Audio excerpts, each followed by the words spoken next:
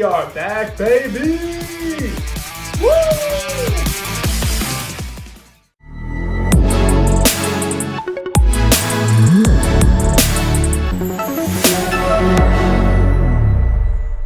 And it all starts with this. A hedgehog containing the ultimate power. Edgy the Hedgy. Shadow the Hedgehog. That's my dude. A lot of Sonic's enemies have came and gone, but Shadow is the only one who was literally forced back by popular demand. He dies in SA2, and they had to resurrect him for the future games because of his popularity. And honestly, I'm so glad that they did, because Shadow is really like this more mature, complex character in terms of, Sonic lore. He really struggles with identity, and at first glance, he looks like he's the mascot for Hot Topic. But deep down, we all know that Shadow is actually a pretty great person. He was only against the people of Earth when he had amnesia, and when he realized the truth, without hesitation, he ran towards battle. And now, he's a mainstay rival for our Blue Blur. This game not only tells you his whole story, but it really wraps up Shadow's character arc as a whole. And we'll get into that a little bit more later. But for now, let's go get our air shoes on and boost our way through this.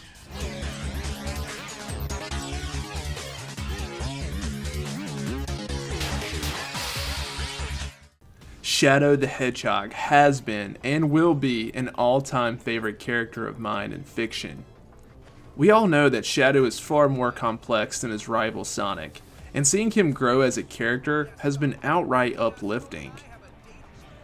The short animated movie made for this game is absolutely jaw-dropping and deserves an Oscar for the animation alone. I'll handle this. Just wait here. I'll be back. I promise.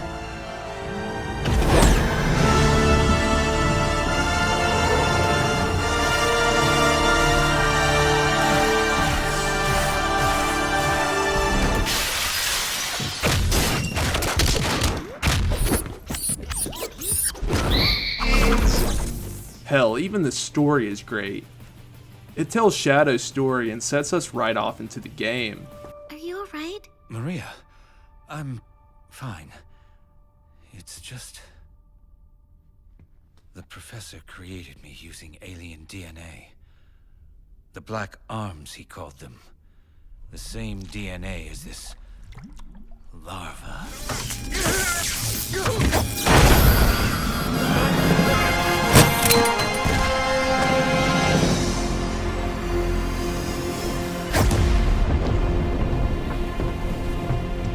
And with that being said, let's fly into my most anticipated game of 2024, Shadow Generations. Growing up with the adventure era of Sonic games, I can admit I have a guilty expectation I set for most modern titles. And to be real, I think most of them are just kind of meh. But what the boost formula did in this game feels pretty damn good. Jumping and the homing attack are two different buttons, which I like. I also thought that the double jump was a nice addition, especially with how much platforming that you do.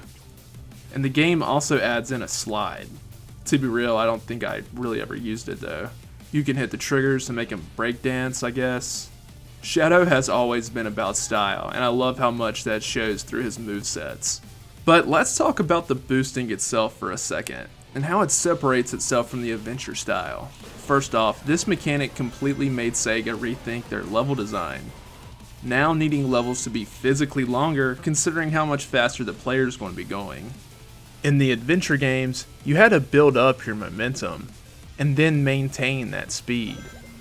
I thought that was an engaging challenge, plus you also had the spin dash to give you a head start.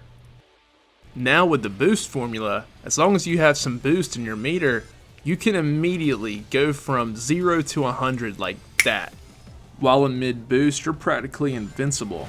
You can just fly through enemies. Which is why so many people say the Sonic boost formula is just hold R2 to win. And well, they're not wrong. But hey, I'd be lying if I said by the end of this game, I really do love what Sega has done with Shadow Generations. In fact, let's go ahead and talk about some of Shadow's abilities. Some new and others old. You just can't have Shadow the Hedgehog without Chaos Control. Players can stop time and use Chaos Control in order to jump on projectiles for platforms, and even save on their runtime. Yeah, it sounds like a pretty broken ability, and you can definitely exploit this, but you won't hear a complaint from me.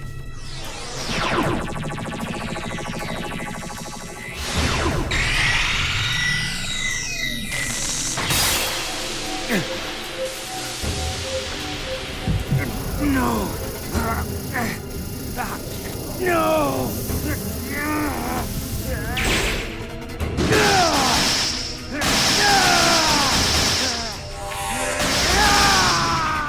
Chaos Spear adds a nice layer to the game by keeping the player's eye out for switches.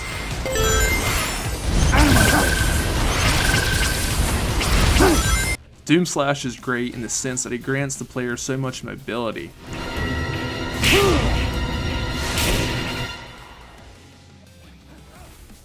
The animation for Shadow punting the crap out of an enemy is clean too. And you just can't be a staple video game character now without the ability to glide your way through a vast map. Thanks, Fortnite. Or was it Breath of the Wild? Shadow completes his edgy look with a pair of wings that look like they were ripped right out of Venom's closet.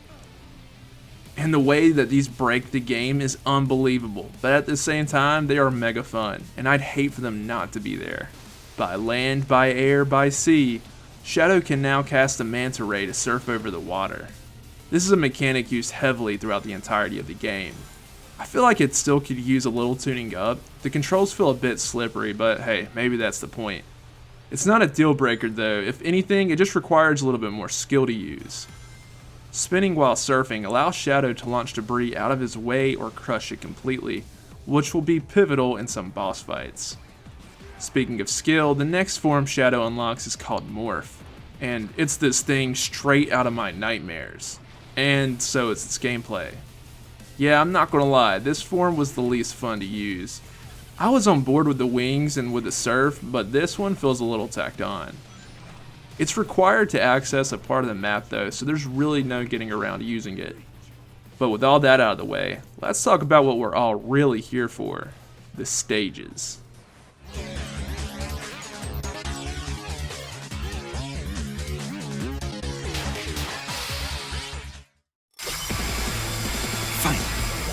Got you now. I won't let you get away.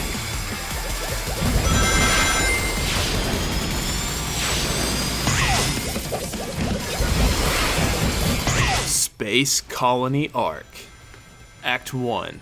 First off, let me say this. I would have bought this game for this stage alone. Back with a banging soundtrack, Space Colony Arc brings back stage mechanics seen in Sonic Adventure 2. The rails from Final Rush, the gravity cylinders from Final Chase have been replaced with floors for more fluidity, and much of the interior looks a lot like Crazy Gadget. All in all, it's a great homage to Sonic Adventure 2's space stages. What was only a slight disappointment to me is that the soundtrack played here is actually a remix to a Sonic stage, not Shadow's. Shadow's space stage was Final Chase, with the soundtrack The Supernatural.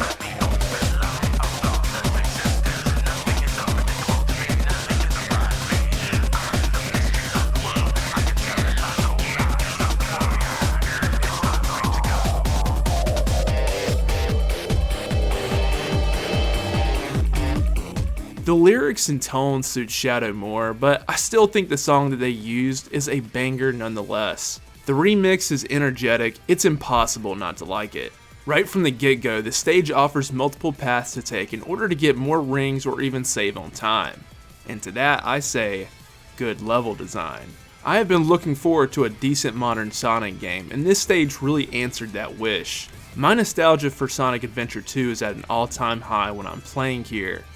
And the new age graphics really bring the space colony to life like never before. This is also a great time to say that I played this on the PS5 and on a TV, and I had no problems with the graphical fidelity, nor frame rate. But back to the stage itself, a little over midway, our antagonist warps reality as it were, and takes us to a psychedelic version of Radical Highway. Once again, it's another Sonic Adventure 2 stage with its own remix. I'll go over Radical Highway at a later time, but this really seals the deal on what I said in my SA2 video, which you should definitely go and check out. I mentioned that so many stages in that game are ingrained with their respected characters, and here we are. 2 stages combined into one from that very game. Overall, this is a great stage to get players accustomed to the game mechanics, and most players probably won't even die. But even if you do, the checkpoints in this game are fairly generous.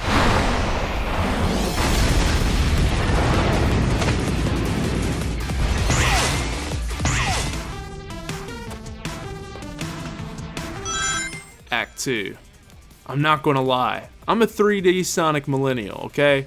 I grew up on those games, so this 2D stuff really isn't my thing. But Shadow Generations did surprise me on the 2D levels. I'm hard pressed to even call them two-dimensional. There's a lot of interesting camera angles that keep it fresh and exciting. So for the sake of this video, we'll call them faux 2D. I think that suits Shadow more since he was born during the 3D era. The gravity cylinders are back, which is dope, and I do feel like I'm seeing more of the space colony. Now in 2D Sonic games, normally there's a path higher up in the level that's challenging to get to, but if you can reach it, it offers a smoother ride. The same can be said for this level. For me, the saving grace for 2D is the multiple pathways. Otherwise, there wouldn't be a lot of replay value for me. But hey, that's enough about Space Colony Arc, let's move on to our next stage.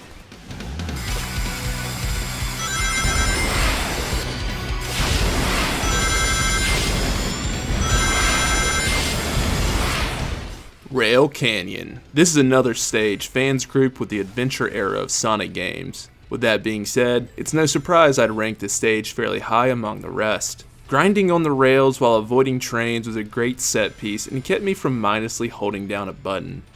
With the enemies and pitfalls, you can tell the difficulty was up tier. I really like seeing Radical Highway in the day too. It's such a contrast to what we're used to seeing. Solid stage overall.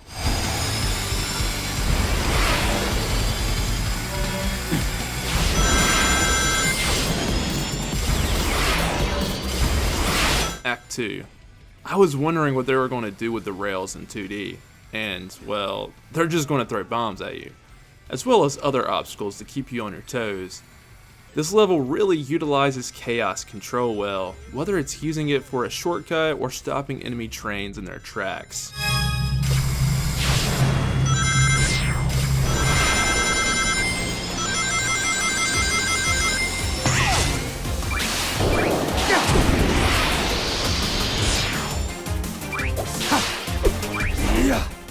Kingdom Valley.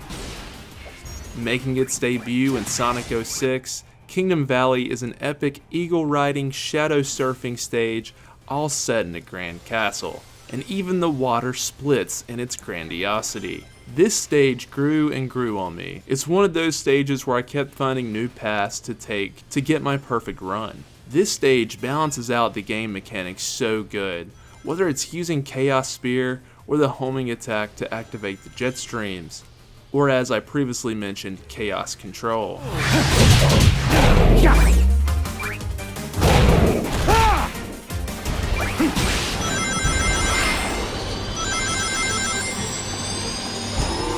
Act 2. Compared to Act 1, there's not much to say for the 2D portion. It lacks that water element. Other than that, you can pretty much blast your way through this stage as long as you activate those jet streams.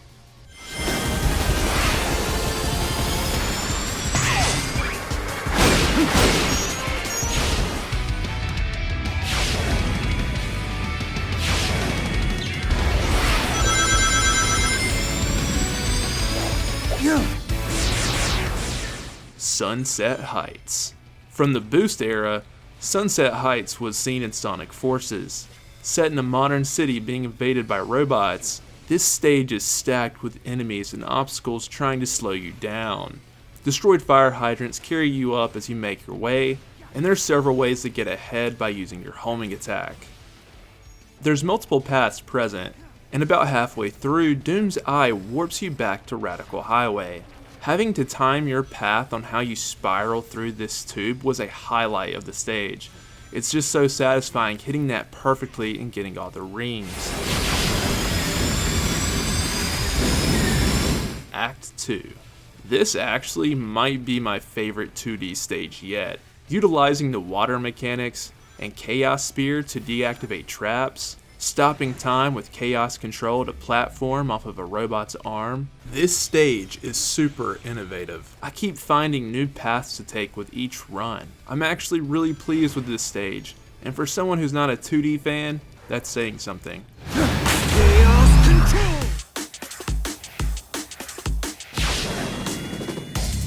Chaos Island. I'll give credit where credit is due, and Chaos Island lives up to its name. Exploding volcanoes, enemies out the yin-yang, annoying switches that must be hit in order to progress. Not only that, I'm really not a big fan of the soundtrack.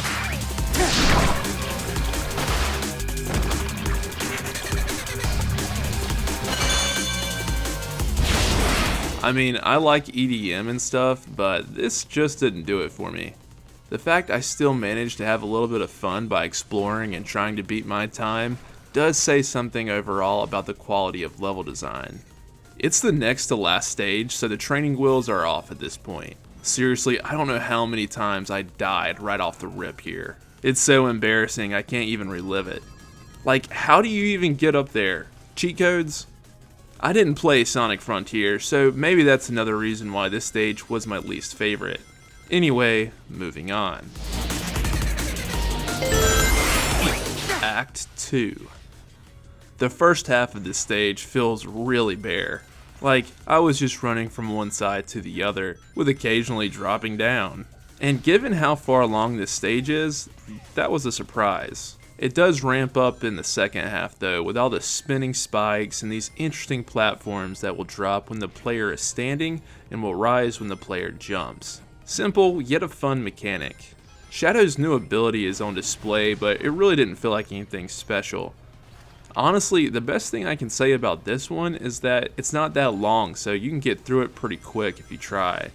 And the soundtrack is far better in the 2D version.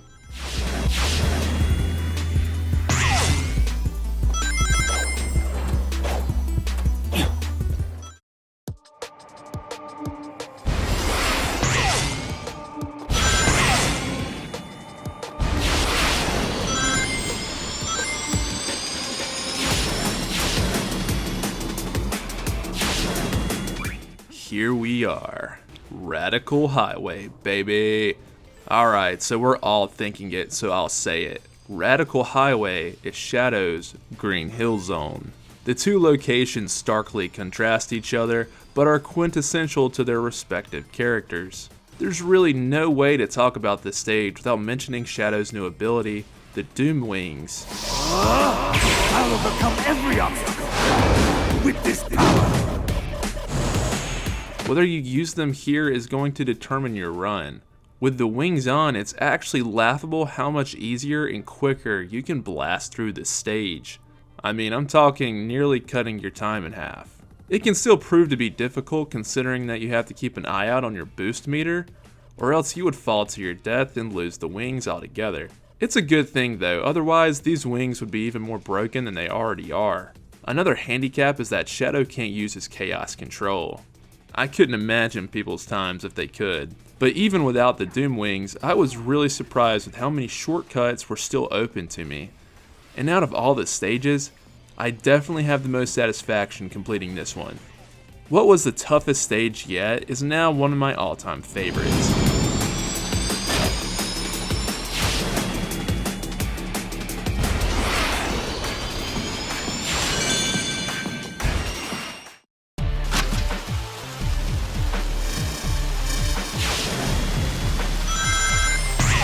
Act 2.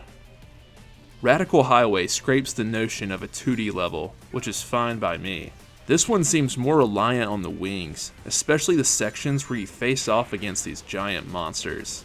You can still complete the level without the wings though. It's far more difficult and there's a lot more timing involved. I do like this stage, but I gotta admit, I'm a bigger fan of part 1.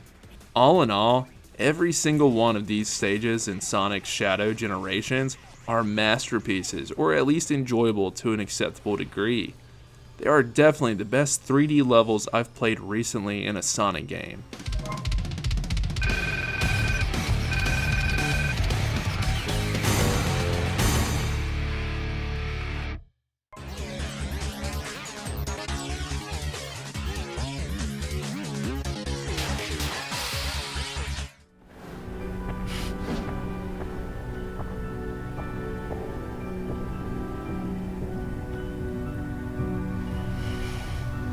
The White Space. I didn't watch that many game trailers or clips for this game because I wanted to experience it all for myself when I played it, and this area pleasantly surprised me. The white space in this game is fully explorable in 3D for Shadow, and the level design in itself is pretty grand. Connecting all the different areas, this hub arena acts as a playground for you to hone your abilities. Of course, there's going to be items to find, secret passages to explore. It's really great and enjoyable.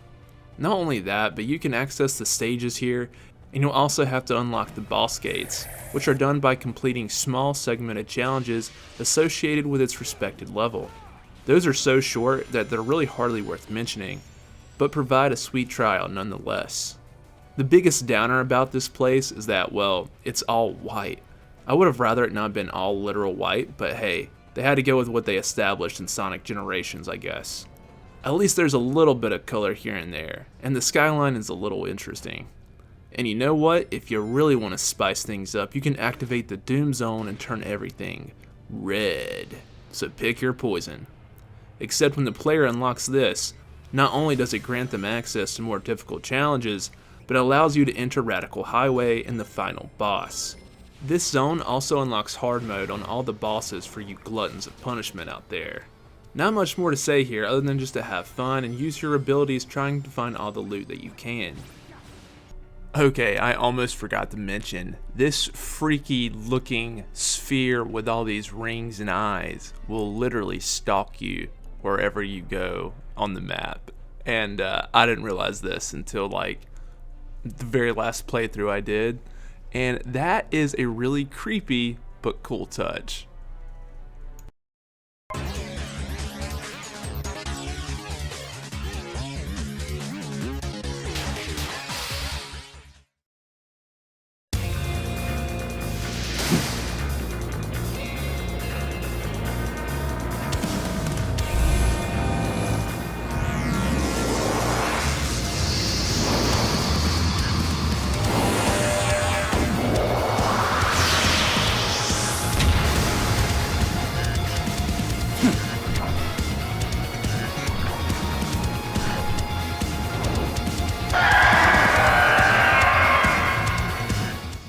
The Bio Lizard.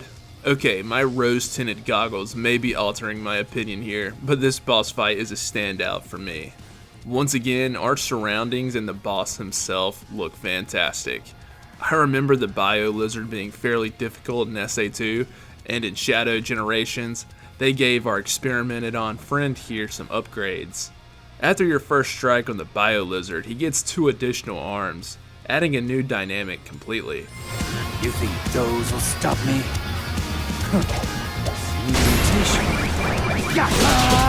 It's a welcome change if you ask me. It's also nice that the water doesn't instantly kill you. That was probably my #1 cause of death in SA2. Using chaos control while the boss is in mid-strike is a great way to get some early hits in. And by the time he jumps on the wall, the whole idea is to keep moving and try to shoot as many of the enemy's projectiles as you can, all while you wait for your finishing move. Excellent first boss fight.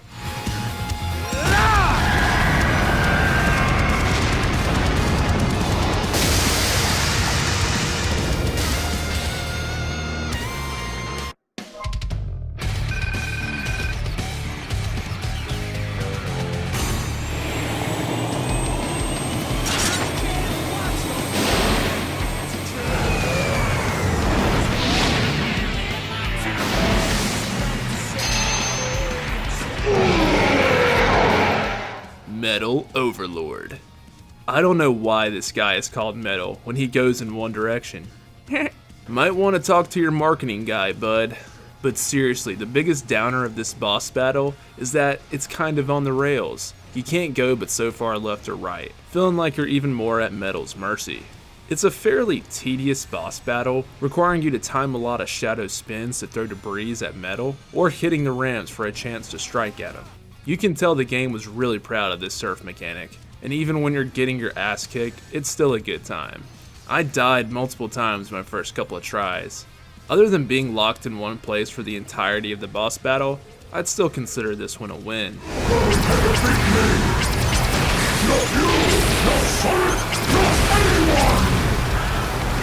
Mephiles. Mephiles. I don't even know how you say that. Mephiles, that's what we're gonna call him, was an antagonist from Sonic 06 and can change his form at will. The first half is fairly easy and brings us to an arena-style battle. Doom slashing Mephiles is sick, and enjoy it while you can, because the second half is super annoying. Which brings Doom more front and center, and getting through Mephiles' shield is a labor in itself. Timing and patience are needed because his shield regenerates every time he sinks below the surface. Honestly, this was probably the most mediocre boss fight to me.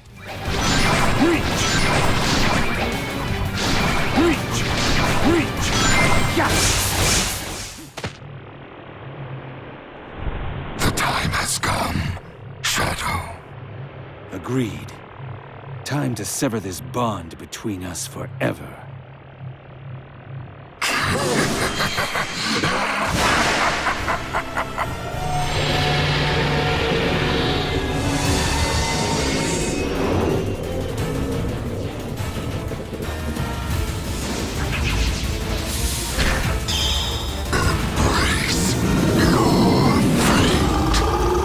Devil Doom. Being the first part of our final boss, Devil Doom's fight is pretty multifaceted. Using the Surf and Morph playstyles, Devil Doom forces you through a gauntlet while avoiding hazards and pitfalls. It's pretty crazy. And the flooded streets of Radical Highway are a cool touch. The section as the Morph are dicey, and to be real, they were the most difficult part of the game. I was definitely ready to go kick Doom's ass during this segment. But wouldn't you know it, there's a part 2. Neo Devil Doom. How edgy, dude. Alright, I wasn't going to get that much into character design here, but man, what in the Lovecraftian horror is that? The fucking mouth of Sauron? Okay, this part of the boss fight feels like a straight power trip. Seriously. Blazing through this dimension is exhilarating and breathtaking. I mean, it's just eye candy.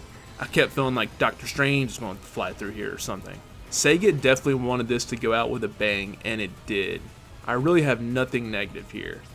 You may be overpowered, but you can definitely still fail. In fact, there's a bit of an Icarus effect in these final bosses, and it's a brilliant move by the developers. It's just another great way to subtly challenge the player. Splendid, Shadow. Truly splendid. The cutscenes, the dialogue, it's all just epic. And I was really satisfied with this finale of one of my most anticipated games. We are one and the same. Shadow Hedgehog. This is the destiny I choose.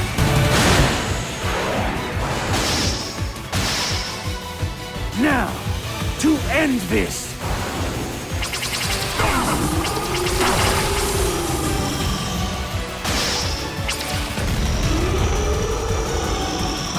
I crafted everything up till now. And yet, you deny me!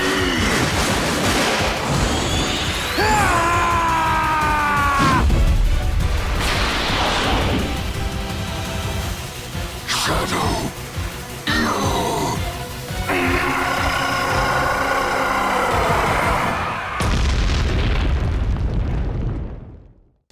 Thanks to all the care that Sega has put into this game, I really think that Shadow Generations is going to age well. For one thing, it has one of the most touching moments in like all of Sonic's video games. When Maria sees Shadow struggling with all of his anger, his hate, you know, she really like brings him in and really reminds him of who he is in like one of the most beautiful ways. He's right.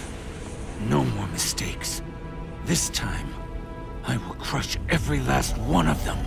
Shadow, no! Maria? It breaks my heart to see you so full of anger. This isn't who you are. Do you know why I named you Shadow? Because without light, there's only darkness. But a shadow will show you where to find the light. Do you understand? I don't want you to be driven by darkness. I want you to be happy. Stand in the light with peace in your heart. Shadow! It's all right, Maria. I'm letting go of that destructive anger. But I will continue to fight. Fight with your wish in my heart. Your wish for everyone to have a chance to be happy.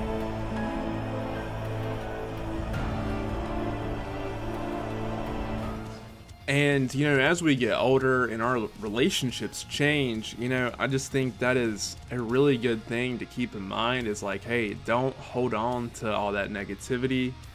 Move on with yourself. Renew yourself.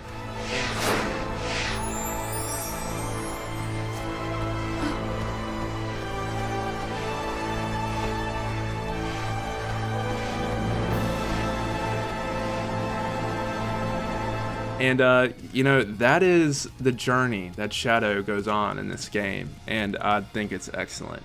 Guys, I absolutely loved this game. Loved it, loved it, loved it.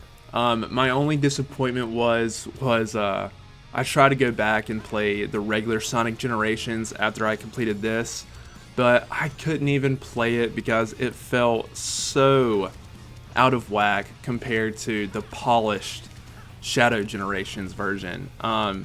You know, so hey, if you pick this up, I would probably recommend doing the Sonic Generation stuff first and then doing the Shadow Generations. That way, you know, you're progressing in a sense. But overall, guys, this is a great game. A huge victory for Sega. Good job. Thank you for finally giving us what we wanted.